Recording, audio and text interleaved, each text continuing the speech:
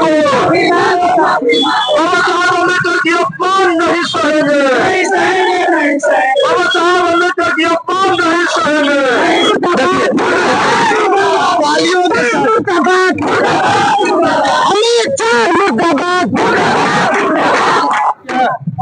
गृह मंत्री हो या प्रधानमंत्री हो चाहे मुख्यमंत्री हो, अगर बाबा साहब अम्बेडकर जी के अपमान करते हैं तो उनको इसी तरह से पुतला दहन किया जाएगा और आने वाला चुनाव में वोट के जरिए इनको जवाब दिया जाएगा, क्योंकि इस देश के महिलाओं और करोड़ों लोगों का मुक्तिदाता अगर है तो बाबा साहब अम्बेडकर है।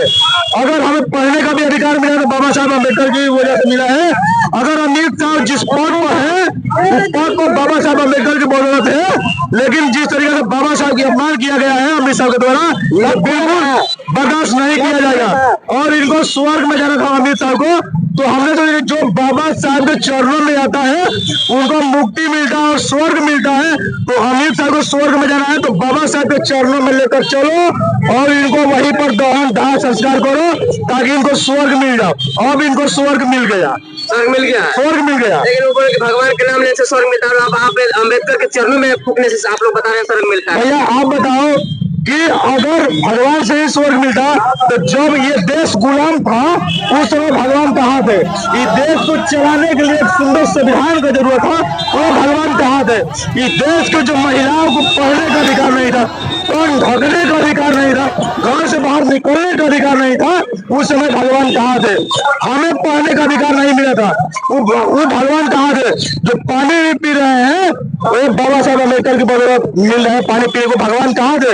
जब बाबा साहब की बदौलत सब कुछ मिल रहा है तो फिर भगवान से क्या मिल रहा है? इसलिए अमित शाह को ये पता नहीं था कि मुक्ति कहाँ मिलेगा, स्वर्ग कहाँ मिलेगा, इसलिए इनको हमने स्वर्ग बाबा साहब को, जो भी बाबा साहब के चरणों में आएगा उनका स्वर्ग ही स्वर्ग मिलेगा। क्या ऐसा लगता है? मेरा नाम सुरेश आजाद, आजाद समाज पार्टी जिला अध्यक्ष बक्सर। क्या कहना चाहेंगे? ऐसा लगता है कि इस तरीके से करने से अमित शाह माफी मांगेंगे?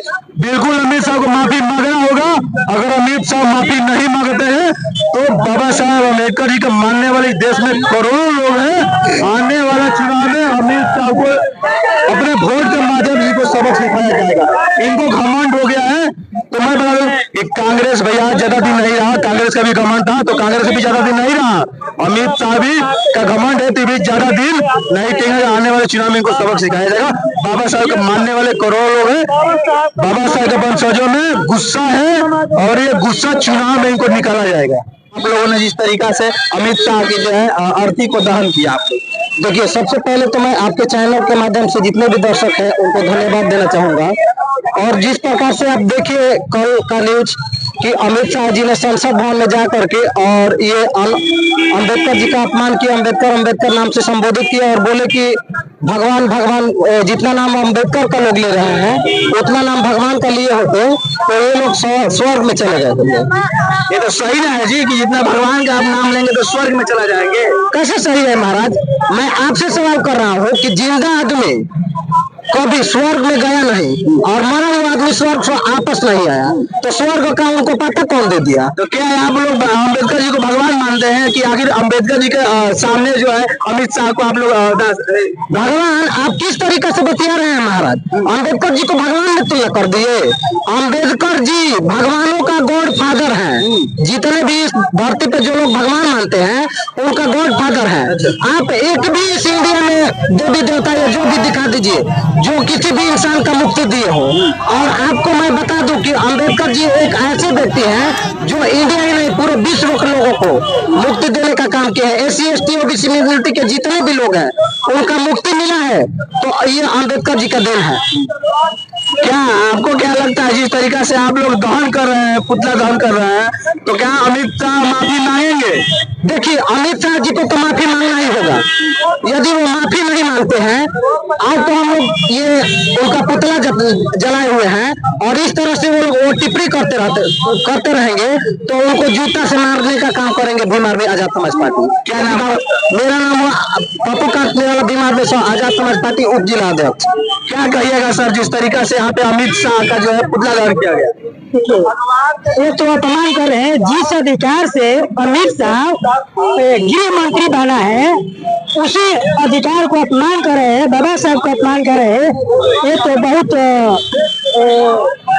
निंदा कर रहे हैं। ऐसा नहीं करना चाहिए। जितना भी बाबा साहब धरती पर जितना भी लोग आए हैं, अभी भगवान ने अधिकार नहीं दिया है, सबका अधिकार बाबा साहब ने दिया है। आप हो चाहे हो, जितना भी MP हो, मंत्री हो, विधायक हो, जिला परिषद हो, मुखिया हो, सबका अधिकार बाबा साहब ने दिया है। और उसी को हम अपमान कर रहे हैं। भगवान ने उसको बैठाया है, भगवान को अधिकार से वहाँ पर बैठा है संसद में। आखिर ऐसा क्यों होता है अमित शाह के द्वारा जो कि है दलित महापुरुष का ही टिप्पणी किया जा रहा है, उनको नीचा दिखाया जा रहा है? नीचा देखिए, वो अपमान कर रहे हैं, लोग हमको कमजोर समझ रहे हैं। ज्यादातर हम लोग का अपमान चाहे कभी अंगुली टूट जाता है तो कभी हाथ टूट जाता है। क्या कहिएगा सर, जिस तरीका से जो है बाबा साहब अम्बेडकर को संसद पार्लियामेंट में अपमान किया गया, ये बहुत घृणित कार्य हमेशा हमारे गृह मंत्री द्वारा किया गया है। ऐसा नहीं टिप्पणी करना चाहिए कि उन्हें नहीं मालूम है कि दलितों के भगवान है बाबा साहब, और उन्होंने स्वर्ग इसी धरती पर दलित और वंचित वर्ग के लोगों के लिए दिया है। ये अम्बेडकर साहब को पढ़े नहीं है ठीक से, अगर पढ़ लेते तो ऐसी टिप्पणी नहीं करते। अम्बेडकर को पढ़ने वाला बराक ओबामा पढ़ लिया, यूनिवर्सिटी पढ़ लिया, और इसके बाद में ये सबसे तानाशाह किम जोंग पढ़ लिया, लेकिन अमित शाह अभी बाबा साहब को पढ़े नहीं है, इसीलिए उन्होंने ऐसी ओछी बयान दिया है। उन्हें मालूम चाहिए कि दलित और करोड़ों देशवासियों के लिए भगवान से भी बढ़कर भगवान है बाबा साहब। आखिर इन लोगों को जय भीम से दिक्कत क्यों है? दिक्कत इसलिए है कि जय भीम बोलने वालों की संख्या बढ़ रही है। देख रहे हैं कि जय भीम बोलने वाले अगर एकजुट हो गए तो हम इस कुर्सी पर नहीं रहेंगे। अब जरूरत है जय भीम वालों और 85 के लोगों को कि एक साथ होकर के इन लोगों को उस कुर्सी से हटाकर कुर्सी को स्वयं संभाले। ऐसे विपक्ष में बैठी कांग्रेस भी जो है लगातार संविधान में लेकर के लगातार माफी मांग रही है। क्या लगता है कि ये दोनों जो पार्टियां हैं जो एक ही तरह की राजनीति कर रही है? एक ही तरह की पार्टियां होगी, लेकिन ये तो है कि विरोध कम से कम उन्होंने भी किया। दिखावा तो नहीं, दिखावा है सही, लेकिन तुरंत उनके बयान के बाद पार्लियामेंट के बाहर आकर के बाबा साहब की मूर्ति को लेकर के भले दिखावा किया, लेकिन विरोध किया, और इससे पार्लियामेंट में एक अलग संदेश गया, देश में एक अलग संदेश गया, जिसके चलते पूरे देश में जगह जगह कल ही से पुतला दहन हो रहा है अमित शाह का, और माफी मांगने के लिए उन पर दबाव बन रहा है। अगर वो माफी नहीं मांगते हैं तो कुछ और हम लोग करने के लिए तैयार हो जाएंगे। कहीं ऐसा तो नहीं गृह मंत्री अमित शाह के द्वारा इस तरीका के बयान देने के बाद जो है लगातार संविधान पर टारगेट किया जा रहा है, मनुस्मृति लागू करने के बाद? संविधान पर तो उन लोग का टारगेट किया ही जा रहा है, लेकिन बस नहीं चलता। देखिए, संविधान पर उन लोग कुठाराघात किए, इसलिए कि 400 पार 400 पार, अगर 400 पार आया रहता है तो संविधान में जरूर संविधान में संशोधन किया जा रहा है।